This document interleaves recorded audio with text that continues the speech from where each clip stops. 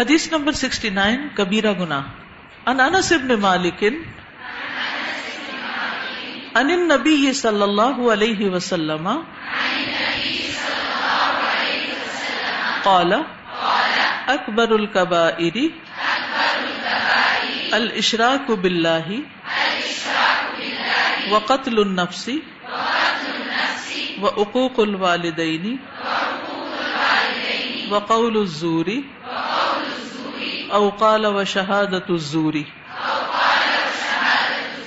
کتاب الدیات.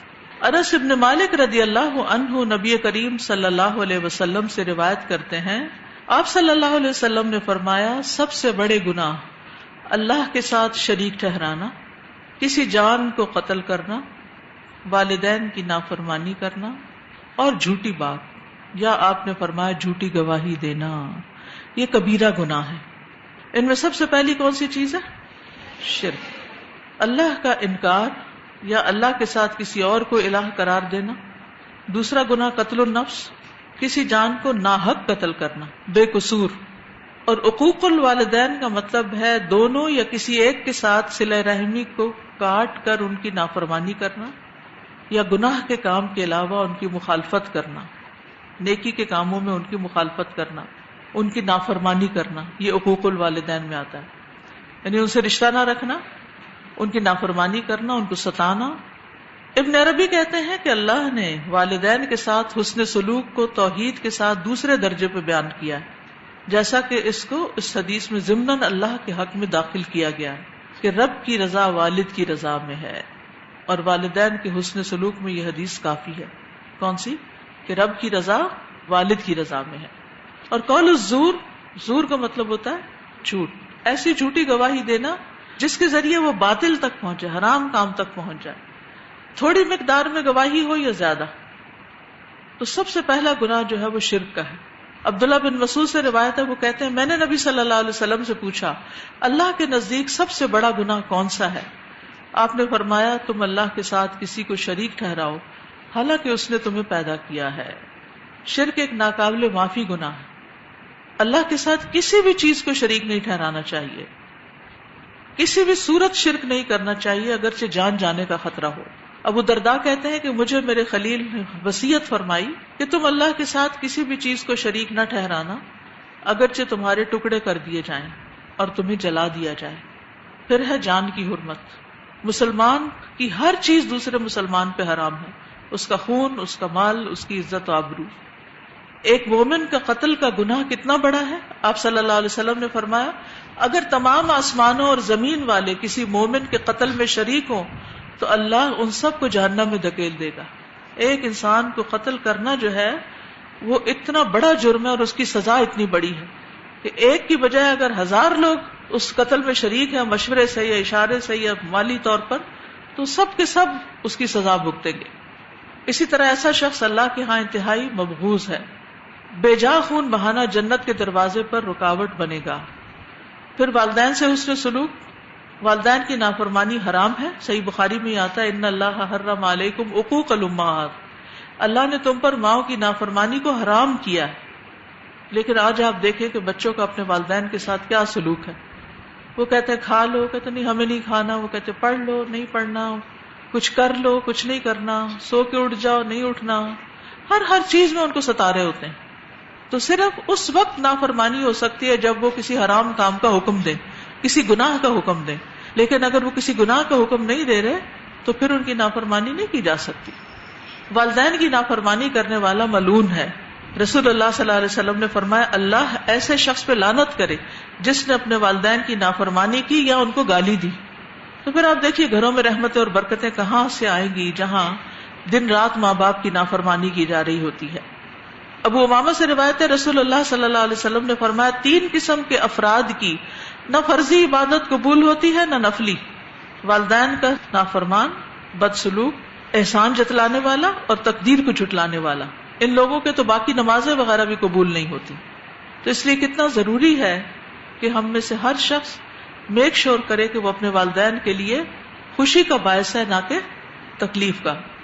والدین کو رلانا جو ہے وہ کبیرہ گناہ ہے، اور والدین کا نافرمان بھی جنت میں داخل نہیں ہوگا. حدیث میں آتا ہے 3 آدمی جنت میں داخل نہ ہوں گے، نہ قیامت کے دن اللہ ان کی طرف دیکھے گا. ان میں سے ایک والدین کا نافرمان ہے، دوسرے مردوں کی مشابہت اختیار کرنے والی عورت، اور تیسرے دیوس، وہ بغیرت مرد جو گھر والوں میں بے حیائی برقرار رکھتا ہے، اپنی بیوی بہن بیٹی وغیرہ کو بے حیائی سے نہیں روکتا. اور 3 آدمیوں کی طرف اللہ تعالیٰ قیامت کے دن دیکھے گا بھی نہیں. ان میں سے ایک والدین کا نافرمان، نمبر 2 عادی شرابی، اور نمبر 3 دے کر احسان جتانے والا. تو یہ چھوٹی سی بات نہیں ہے ماں باپ کو ستانا، بہت بڑا گناہ ہے. پھر اس کے بعد جھوٹی گواہی. جھوٹی گواہی بھی جو ہے یہ بھی کبیرہ گناہوں میں سے ہے. ابن مسعود موقوفاً روایت کرتے ہیں کہ جھوٹی گواہی اللہ کے ساتھ شرک کے برابر ہے. پھر انہوں نے یہ آیت پڑھی فاجتنبوا الرجس من الاوثان واجتنبوا قول الزور. تو یہ چند کبیرہ گناہوں کا ذکر تھا جن سے بچنا ضروری ہے، جو جنت میں جانے کے لیے رکاوٹ بن جاتے ہیں.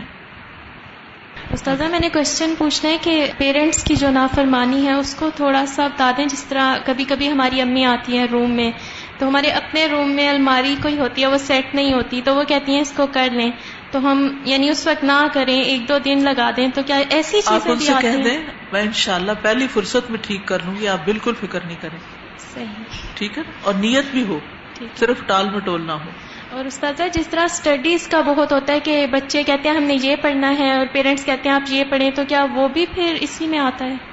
اس میں پھر یہ ہے کہ والدین اگر حق پر ہوں تو آتا ہے، اور اگر ناحق کہہ رہے ہوں تو نہیں. زیادہ یہ جن گناہوں کی بات ہو رہی ہے یہ سب سے کبیرہ اور بڑے گناہ ہیں. اور جو جھوٹی گواہی کی بات ہو رہی ہے تو یہ چیز ہمارے معاشرے کے اندر بالکل عام ہے.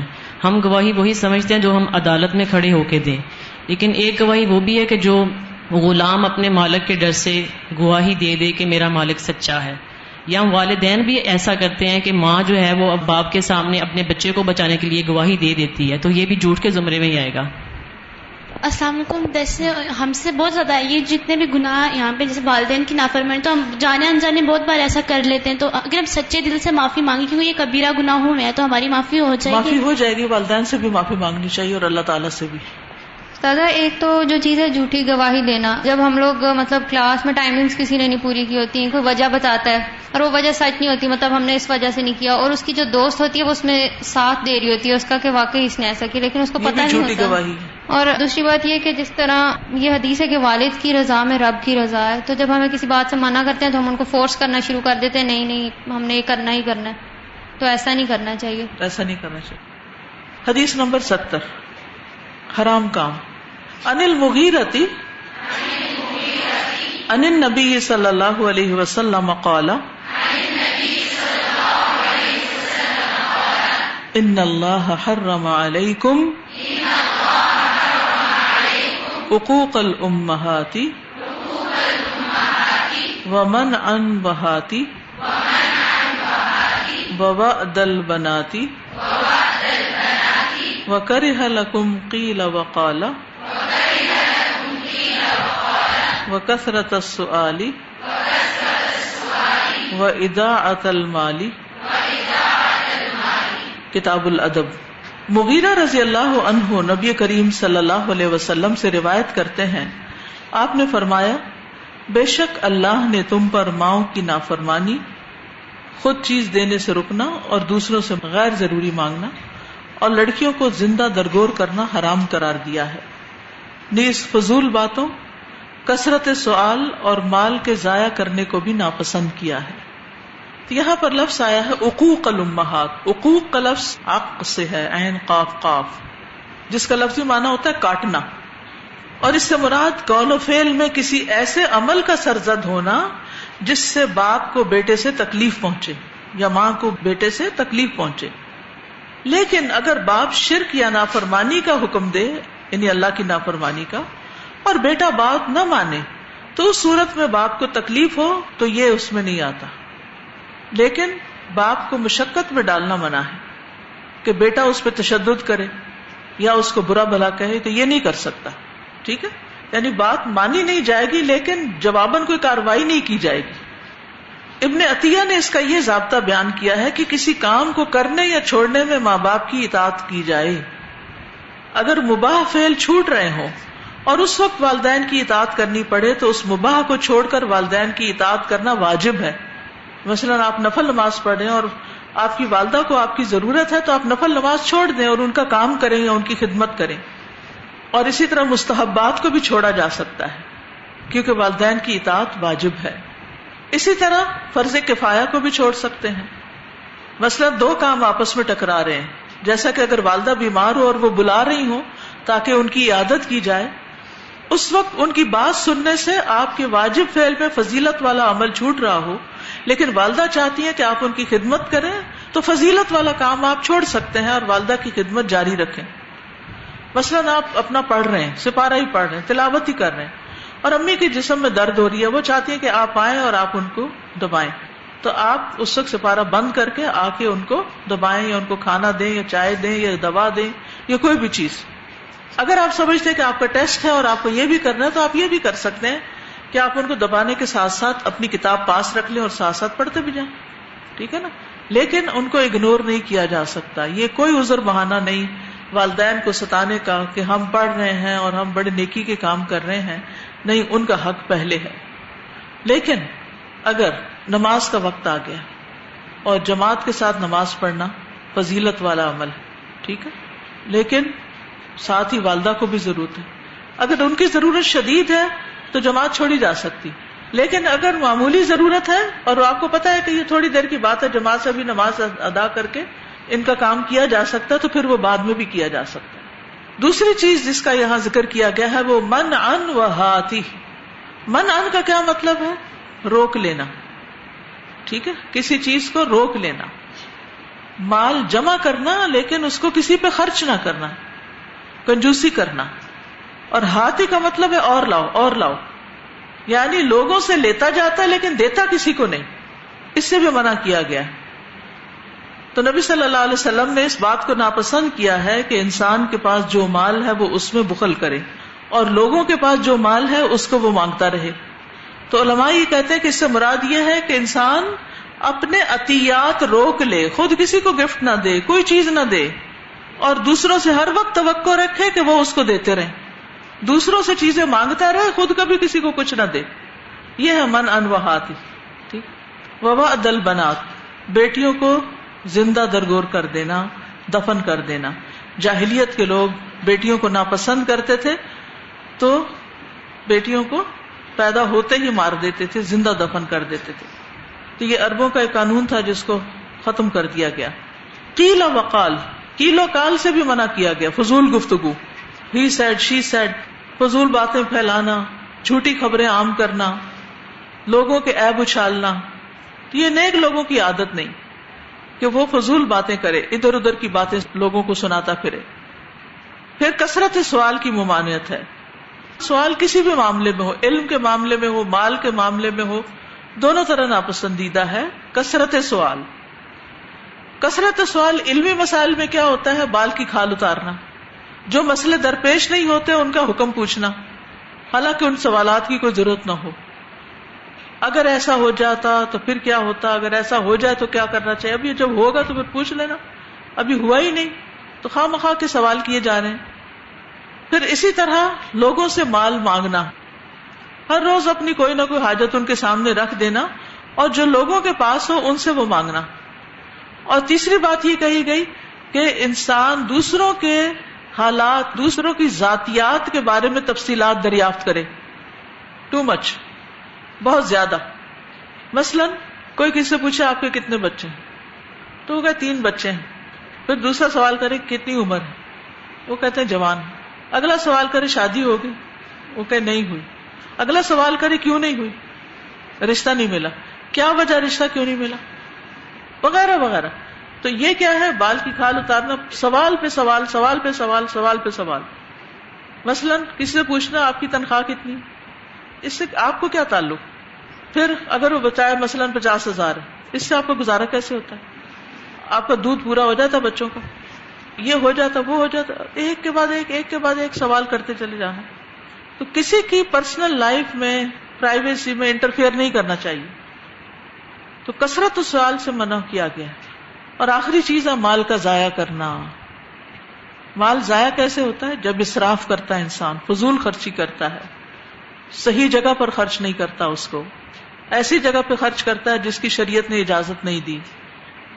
کیونکہ اللہ سبحانہ تعالیٰ مبذرین کو پسند نہیں کرتا، فضول خرچی کرنے والوں کو پسند نہیں کرتا. اب مسئلہ یہ ہے کہ کھانے میں اگر سادہ کھانا پکا ہوا ہے تو اس کو چھوڑ کے بازار سے آرڈر کر لینا. اب بچوں کی اکثر یہ عادت بنی ہوئی ہے، گھر آتے ہیں پوچھتے کیا پکا ہے تو کہتے ہیں دال چاول. مجھے نہیں کھانے دال چاول، میں پیزا آرڈر کر لوں. اکثر گھروں میں یہی ہو رہا ہوتا ہے، تو یہ بھی اسراف ہے. اسی طرح لذیذ مشروبات، سادہ پانی نہ پینا، ہر وقت کوئی نہ کوئی ڈرنک چاہیے، بہت زیادہ نفیس برانڈ کے کپڑے پہننے ہیں، بہت قیمتی سواری ہونی چاہیے. اسی طرح ایسی جگہوں کو مزین کرنا جن کو مزین کرنے کی ضرورت نہیں، ٹو مچ ڈیکوریشن کرنا. لیکن نیک کام میں مال خرچ کرنا عبادت ہے، اور اس میں بھی حد سے زیادہ نہیں کرنا چاہیے کہ آپ پھر خود دوسروں سے مانگنا شروع کر دیں. وَلَا تَجْعَلْ يَدَكَ مَغْلُولَةً إِلَىٰ عُنُقِكَ وَلَا تَبْسُطْهَا كُلَّ الْبَسْطِ فَتَقْعُدَ مَلُومًا مَحْسُورًا. تو آپ دیکھیں یہ ساری ہدایات کس قدر فائدہ مند ہیں، اگر انسان ان پر عمل کرے تو اس کی زندگی خوشگوار ہو جائے. سر جی، یہ جو اضاعت المال ہے نا، اس میں جو ریسورسز کا ضائع کرنا ہے، اس کے اوپر میں تھوڑا سا یہ کہہ رہی تھی کہ الحمدللہ ہم سارے یہاں ہال میں جمع ہیں، میکسیمم لوگ اس وقت. تو جیسے سنڈے کو ہماری کچھ میٹنگز تھیں تو ہم یہاں رکے ہوئے تھے، تو مجھے یہاں گراؤنڈ فلور پہ جو واش رومز جانے کا اتفاق ہوا، تو میں نے دیکھا کہ وہاں کوئی بھی واش روم میں نہیں تھا، لیکن جو دیوار کے پچھلی طرف واش روم ہے اس کی بھی ساری لائٹس چل رہی تھیں، جو اس طرف تھے اس کی بھی 2 لائٹس چل رہی تھیں، جو وضو کا ایریا اس کی بھی ساری لائٹس چل رہی تھیں، اور وہاں کوئی بھی نہیں تھا.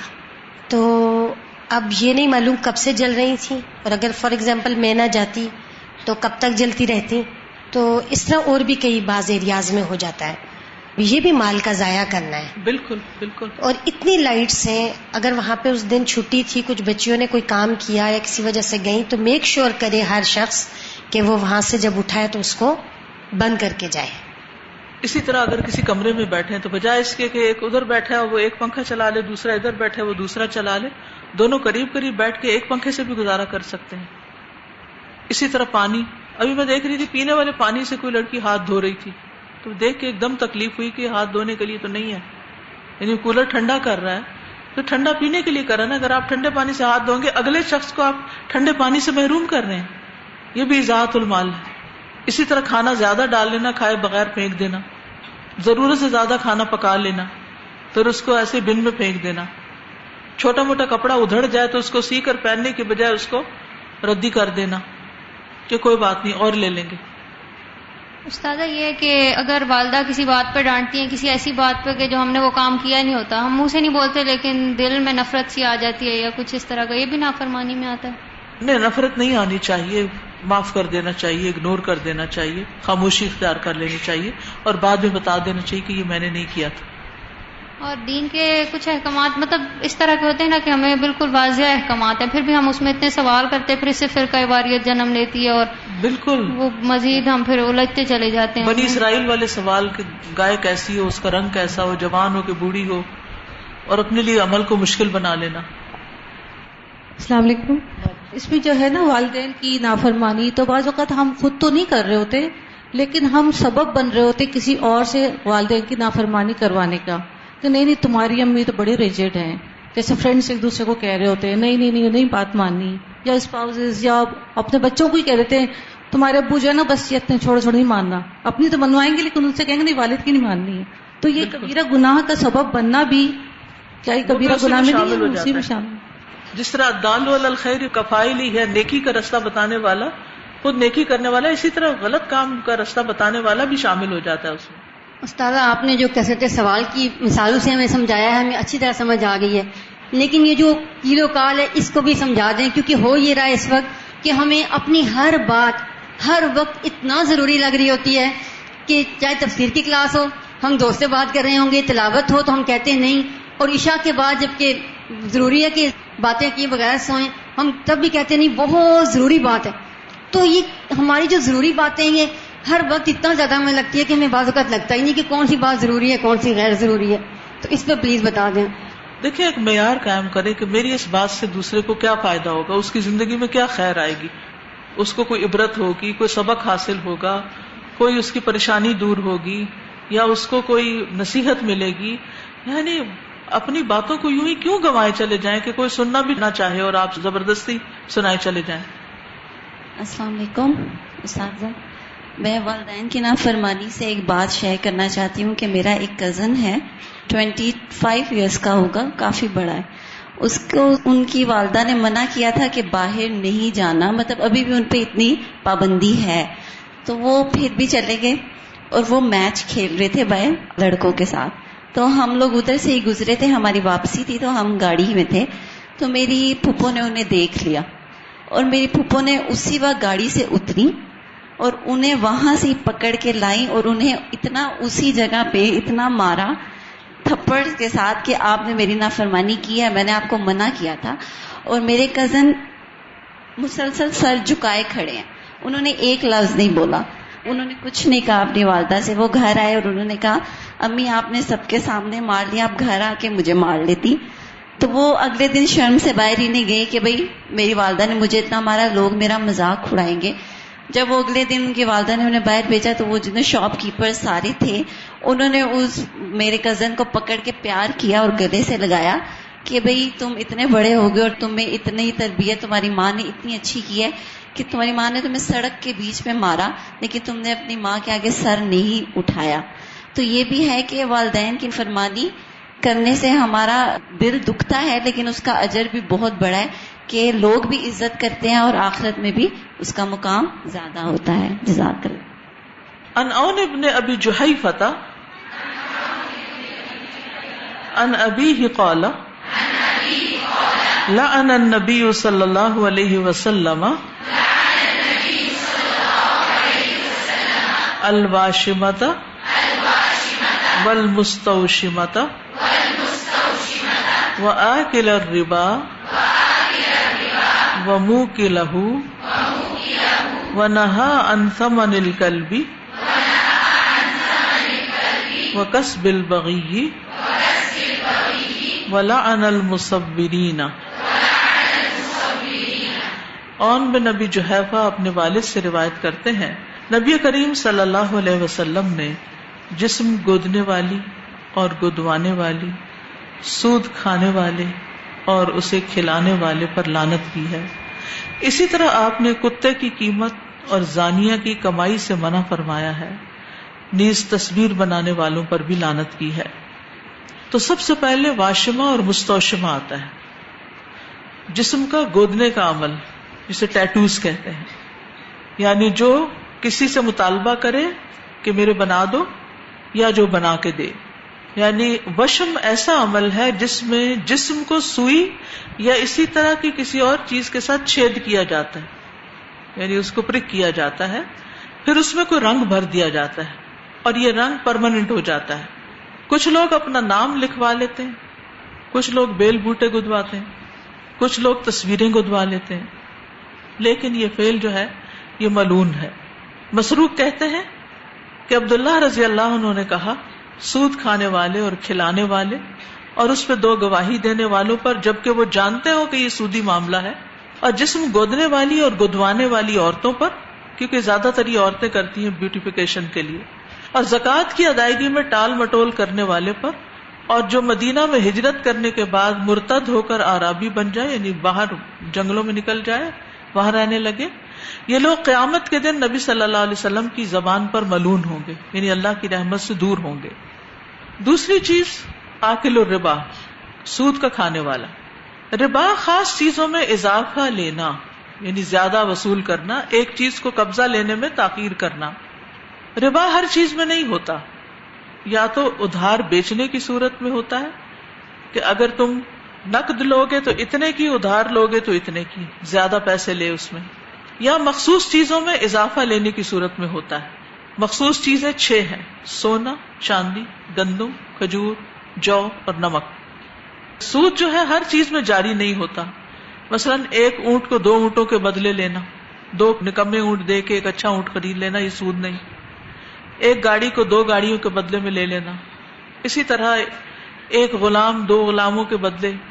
تو سونا، چاندی، گندم، کھجور، جو، نمک، ان چیزوں میں اگر انسان ردی دے کے اور پھر اس کے ایکسچینج میں بہتر لے، تو نہیں، پہلے ایک چیز بیچے اور پھر اس کے بعد دوسری خریدے. سود جو ہے یہ ایک سنگین گناہ ہے. رسول اللہ صلی اللہ علیہ وسلم نے فرمایا سود کے 72 دروازے ہیں. سب سے کم درجے کا گناہ اپنی ماں سے زنا کرنے کے برابر ہے. سود کو انگریزی میں انٹرسٹ بھی کہتے ہیں. ٹھیک ہے. سب سے بڑا سود یہ ہے کہ بندہ اپنے بھائی کی عزت پہ دست درازی کرے، کسی کو برا بھلا کہے. یہ ناقابل معافی گناہ ہے. رسول اللہ صلی اللہ علیہ وسلم نے فرمایا تم ایسے گناہوں سے بچو جو معاف نہیں کیے جاتے. اور ایک روایت میں جن گناہوں کا کفارہ نہیں ہوتا. جس نے جو چیز خیانت کی قیامت کے دن اسی کے ہمراہ لایا جائے گا. سود کھانے والے کے بارے میں ہے کہ جس نے سود کھایا وہ اس کی وجہ سے قیامت کے دن دیوانہ اور بدحواس ہو کے اٹھے گا. پھر آپ نے یہ آیت تلاوت کی جو سورۃ البقرہ کی 275 آیت ہے، الذین یأکلون الربا لا یقومون الا کما یقوم الذی یتخبطہ الشیطان من المس. وہ لوگ جو سود کھاتے ہیں کھڑے نہیں ہوں گے مگر جیسے وہ شخص کھڑا ہوتا ہے جسے شیطان نے چھو کر خپتی بنا دیا ہو. سود سے منسلک ہر شخص پر لعنت کی گئی ہے. رسول اللہ صلی اللہ علیہ وسلم نے سود کھانے والے، کھلانے والے، گواہی دینے والے اور اس کا معاملہ لکھنے والے سب پہ لعنت فرمائی ہے. پھر اسی طرح سود کی ایک قسم یہ بھی ہے جس نے اپنے کسی بھائی کی سفارش کی، پھر اس پر ہدیہ دیا اس نے، تو اگر اس نے اسے قبول کر لیا تو سود کے دروازوں میں سے ایک دروازے میں داخل ہو گیا. یعنی کسی کی سفارش کر کے، کسی کا کام اس طرح کا کر کے اپنے کسی جاہ کی وجہ سے، یعنی آپ کے پاس کوئی اتھارٹی ہے، کوئی منصب ہے، تو پھر اس پر معاوضہ نہیں لینا چاہیے. شفاعت جو ہے فی سبیل اللہ ہونی چاہیے.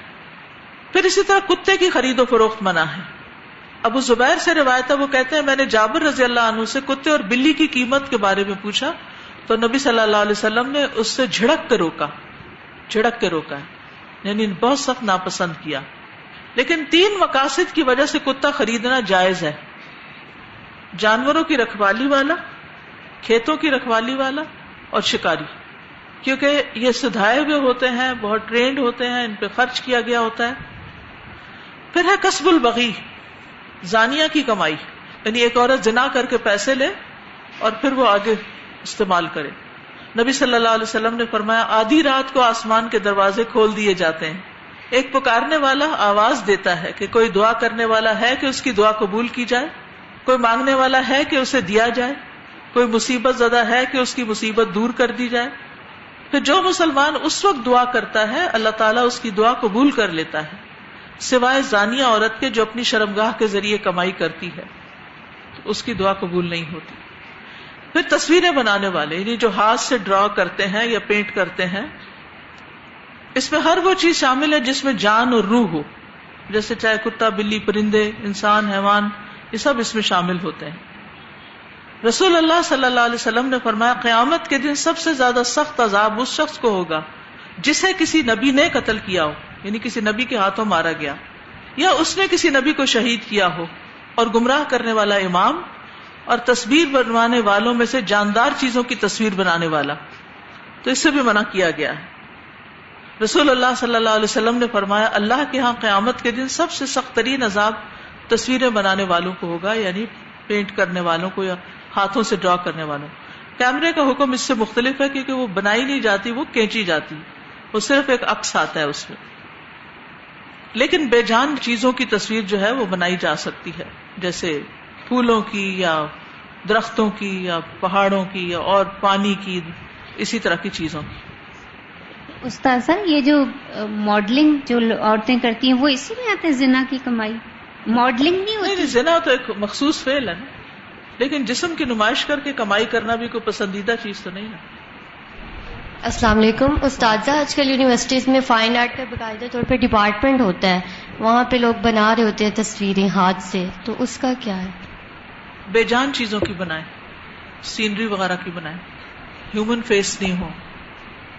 One question I've observed here in Pakistan when I attended a wedding, there will be a person in front taking a book and writing down each gift that that another would gift. Is that considered under writing of interest? Because indirectly, when the wedding of that person would come, they would look through the book and they would want to give something either equal or more. No. What is that then? That's just حساب کتاب. السلام علیکم. جو medical کے students ہوتے ہیں جب ان کو پریکٹیکل کاپیز بنانی ہوتی ہیں تو اس کے اندر بھی ڈرا کرنے ہوتے ہیں نا اینیملز اور باقی چیزیں پارشل کرتے ہیں نا, چہرہ نہیں بناتے, یعنی وہ صرف وہ پارٹ کرتے ہیں, ڈرا کرتے ہیں.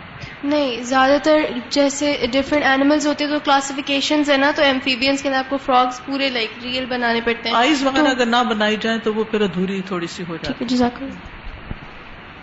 حدیث میں آتا ہے نا کہ جہنم سے ایک گردن نکلے گی جو کہ کچھ لوگوں پہ مسلط کی جائے گی. ان میں سے ایک ہے کہ شرک کرنے والا اور دوسرا مصوری کرنے والا. تو تصویر کشی میں جب ہمیں یہ پتہ چلتا ہے کہ کیمرے کی تصویر جائز ہے تو سیلفی کلچر جو ہے بہت زیادہ عام ہے. نہیں وہ تو پھر تو اس کو تھوڑا سا کنڈیم کرنے کی ضرورت ہے. بالکل, یعنی بلا ضرورت تو کوئی بھی تصویر نہیں بنانی چاہیے. سبحانک اللہم و بحمدک اشہد ان لا الہ الا انت استغفرک و اتوب الیک. السلام علیکم و رحمۃ اللہ وبرکاتہ.